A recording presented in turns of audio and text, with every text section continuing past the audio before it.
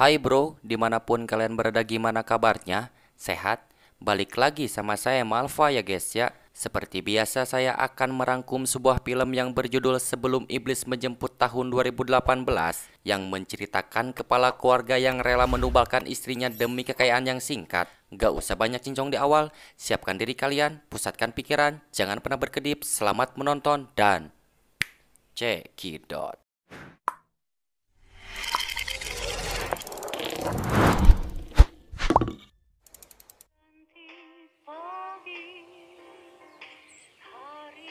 Di awal film saya akan perkenalkan seorang pria yang sudah kehabisan cara untuk mencari cuan, dia yang bernama Lesmana Wijaya. Lesmana sudah memiliki istri bernama Intan. Pernikahan mereka dikaruniai satu anak wanita bernama Alfi. Akibat cicilan pinjol, motor, mobil, bayar listrik, perawatan istri dan tetek bengeknya, supaya secara singkat terbayar lunas, Lesmana memutuskan mengundang satu dukun bernama Ruth Marini. Dan ketika manusia sudah berpikir akan menghalalkan segala cara, Lesmana akan menubalkan istrinya demi mendapatkan kekayaan secara singkat. Syarat untuk melakukan ritual itu, Marini meminta ruang bawah tanah yang sunyi, seikat rambut Intan dan segepok cuan entah berapa jumlahnya.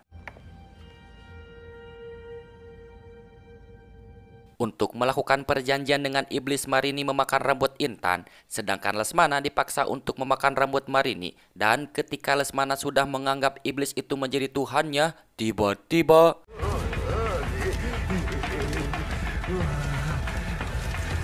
ya, begitulah. Entah dari mana asalnya cuan yang begitu banyak pun berhamburan di sana. Dan inilah sebelum iblis menjemput.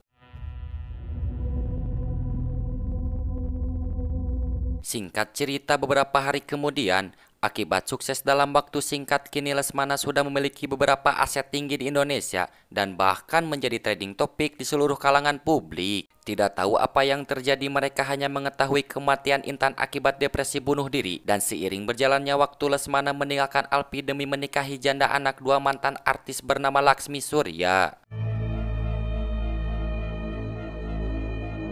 Lalu pernikahan mereka telah dikaruniai satu anak bernama Nara. Dan entah apa yang terjadi saat itu, usaha Lesmana merosot dan harus menjual beberapa aset tingginya kepada pengusaha kaya di Indonesia. Kini Alpi hidup sebatang kara tanpa kasih sayang dari orang tuanya sendiri. Demi bertahan hidup, Alpi melakukan kriminal, yakni mencopet di tengah kota. Tak lama kemudian seseorang menghubungi Alpi untuk memberitahu bahwa ayahnya harus dilarikan ke rumah sakit akibat mengalami penyakit kulit yang aneh.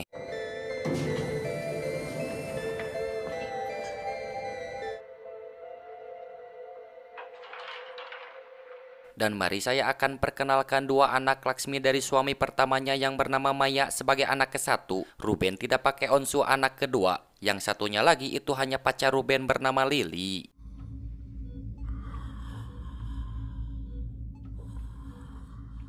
Ben, bawa Lili keluar dari sini. Daripada dia muntah di sini. Dalam keadaan seperti itu, Maya berani berbicara bahwa Laksmi akan terus mencari aset milik Lesmana yang berada di Villa Puncak yang nantinya untuk dijual. Hingga detik ini Alpi menyimpan dendam pribadi kepada Lesmana. Akibat dulu Lesmana rela meninggalkan keluarganya demi seorang janda anak dua. Dan tak lama kemudian, tiba-tiba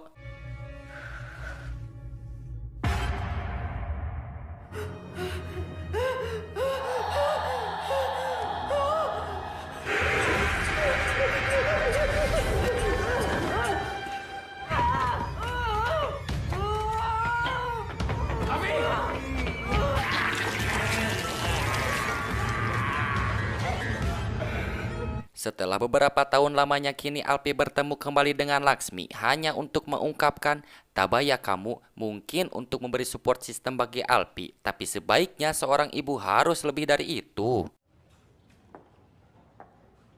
Tabah ya kamu. Sesampai di rumahnya, Alpi selalu dihantui tentang kematian ibunya sendiri, seperti memberi pesan bahwa kematian itu bukan hanya sekedar bunuh diri saja. Karena telah mendengar bahwa Laksmi bersama keluarganya akan pergi ke tempat Villa Puncak untuk mencari aset milik Lesmana, sebelum mereka sampai di sana Alpi harus tiba terlebih dahulu.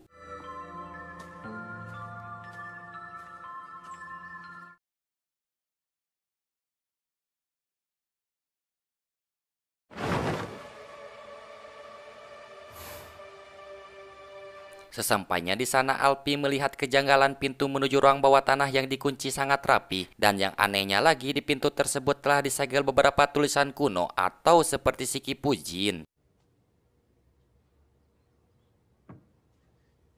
Udah antik gini tempatnya. Lagian Mam kan harus ngomong dulu ke Alfi.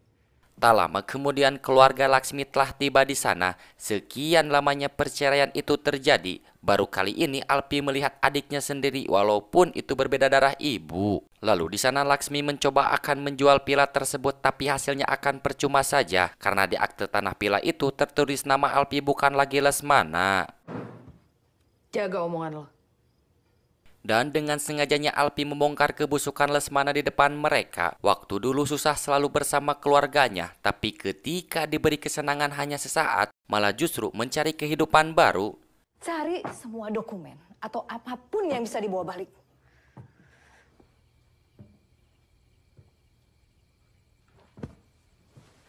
Pemikiran dewasa tidak harus mengukur dari usianya. Ruben yang sangat jauh sekali dari usia Maya mencoba menenangkan Alpi karena Ruben tidak setuju apa yang telah dibicarakan oleh Laksmi. Sebetulnya Maya orangnya tidak jutek seperti itu, tapi semenjak Krismon melanda keluarganya, Maya selalu merasa tidak nyaman dan ketakutan. Tetapi di balik semua itu mereka ingin sekali akur seperti keluarga yang lainnya. Habisin. Lalu di sana Alpi menemukan satu ruangan yang terkunci di lantai atas dan ketika Alpi berhasil membukanya, alangkah terkejut Alpi mengetahui asal-usul kehidupan Lesmana yang sesungguhnya.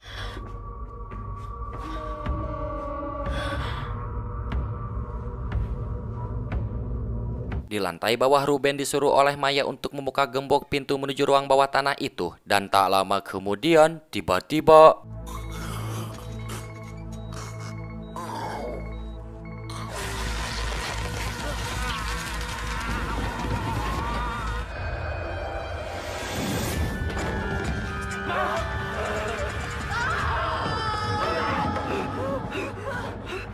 ya, mungkin itu alasannya mengapa Lesmana mengunci pintu ruangan itu. Dan lalu ketika Maya akan mencoba masuk untuk menyelamatkan ibunya, tiba-tiba Laksmi yang sudah kerasukan pun langsung menyerang mereka.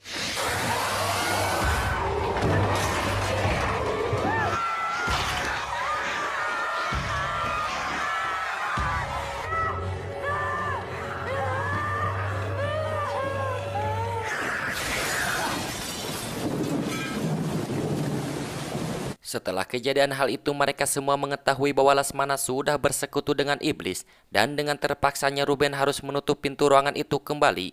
Akibat serangan dari Laksmi membuat tangan Maya terinfeksi oleh gigitannya. Alfi, ikut gua. Ketika mereka semua akan pergi dari sana, mobil yang mereka tumpangi telah dirusak oleh Laksmi. Mereka kebingungan harus bagaimana lagi, sedangkan pila tersebut sangat jauh sekali dari permukiman warga. Coba kontak polisi, pemerintah daerah, atau siapa aja yang bisa bantu kita. Tidak peduli seberapa jauh melangkah dan seberat apapun resikonya, Alpi akan membawa Maya ke tempat rumah warga supaya bisa dirawat di sana. Di tengah perjalanan Maya membicarakan tentang kehidupannya sendiri. Ternyata mereka telah dibatasi akses oleh Laksmi agar tidak terlalu dekat dengan Lesmana. Dan itu membuktikan bahwa Laksmi sangatlah kejam kepada anak-anaknya sendiri. Tak lama kemudian, tiba-tiba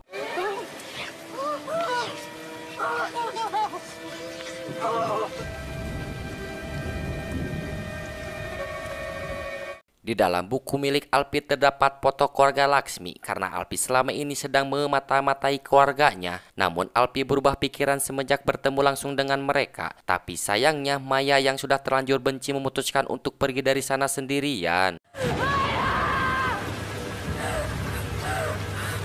Karena saat itu mereka butuh sekali kendaraan. Dengan isi baterai HP yang tinggal sedikit, Ruben dengan pelontrongnya bukan menghubungi kepolisian, malah justru menghubungi Lily untuk segera menjemputnya. Ya, aku send location sekarang, oke? Oke?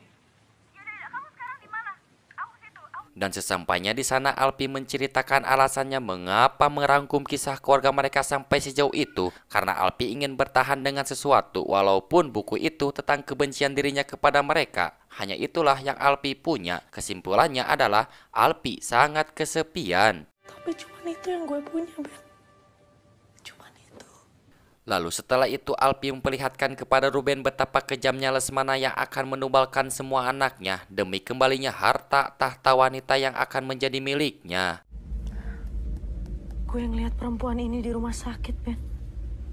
Tetapi Lesmana tidak bisa terus-menerus menumbalkan keluarganya. Jadi Lesmana mencoba menahan iblis itu di ruang bawah tanah dengan tulisan kuno. Tapi sekarang sudah terlambat. Itu alasannya mengapa kekayaan Lesmana merosot bahkan jatuh sakit akibat penyakit yang aneh.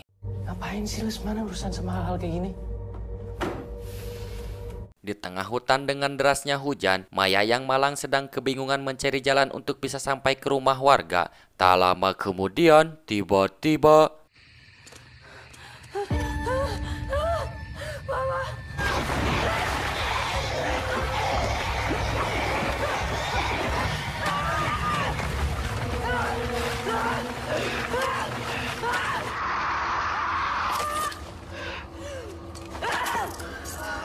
Ya, seperti itu. Mau tak mau Maya harus membunuh ibunya sendiri. Lalu di sisi lain Alpi bersama Ruben mendengar cerita Nara. Ketika ditelusuri ternyata Nara akan dibawa oleh iblis itu ke dimensi lain. Jika mereka telat sedikit saja, maka Nara akan tewas.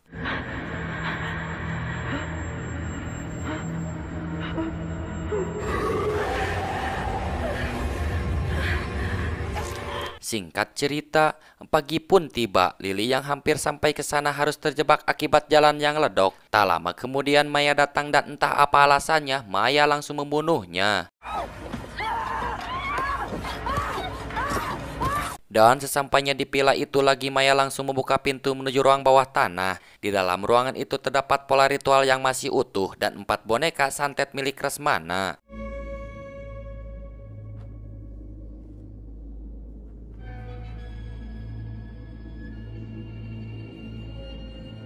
Lalu iblis itu pun datang kepada Maya untuk menawarkan menjadi budaknya. Karena sudah memiliki hasrat untuk balas dendam akibat ibunya sudah menjadi seperti itu, jadi Maya memutuskan akan bersekutu dengan iblis untuk membunuh mereka semua.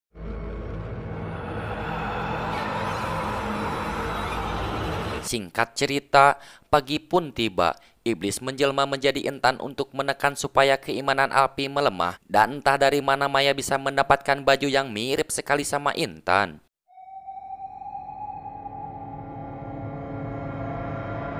Dan ketika kekayaan harus dibayar dengan nyawa, maka iblis tidak akan melepaskan mereka berdua, yakni Alpi dan Nara. Tak lama kemudian, tiba-tiba...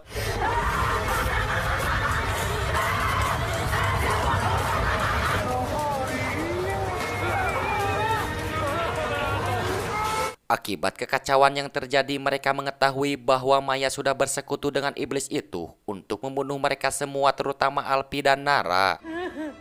Mai, lu ngapain di sini? Mai. Setelah itu Maya menawarkan kepada Ruben untuk mau menjadi budak iblis dan mau menyerahkan Alpi bersama Nara untuk melunasi hutang pihutang perjanjian Lesmana bersama iblis. Akibat penolakan dari Ruben, Maya membunuh adiknya sendiri dengan cara perlahan lewat boneka santet itu.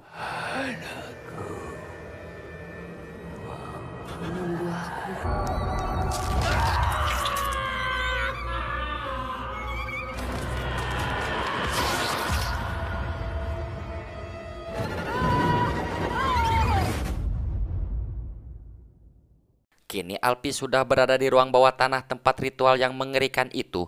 Dan ternyata ketika kejadian di rumah sakit, Lesmana tidak tumbang melainkan hanya pingsan saja. Lesmana mengakui tidak bisa menumbalkan anaknya sendiri, lalu mencoba memenuhi Marini dengan cara memberikan rambut orang lain. Namun hal itu Marini mengetahuinya.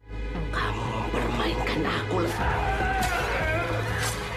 Akibat pertengkaran itu yang membuat rambut Lesmana berhasil diambil dan telah dijadikan tumbal olehnya. Sebelum ajal mendatang, Lesmana terus-menerus menghajar Marini hingga tewas.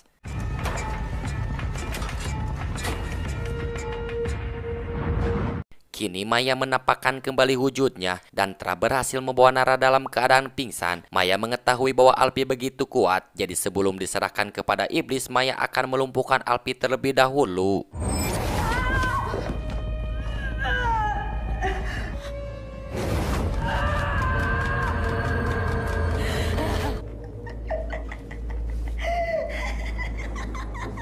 Dan dengan sengajanya Alpi menertawakan hal kejadian itu untuk memancing Maya supaya dekat dengan dirinya, agar Alpi bisa mengambil satu boneka yang terletak di dadanya. Alpi mengetahui bahwa satu boneka yang tersisa itu untuk menumbangkan Maya, dan ketika mereka akan saling bunuh, Alpi lebih unggul cepat dari Maya.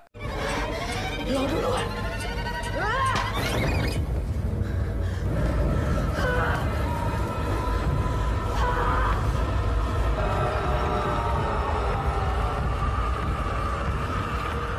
Ketika pertarungan Lesmana lawan Marini, Alpi seperti diberi pesan oleh ayahnya untuk membuka kuburan Intan yang terletak di tengah lingkaran ritual itu dan mengambil seikat rambut yang berada di dalam perut ibunya untuk segera dibakar. Tak lama kemudian, tiba-tiba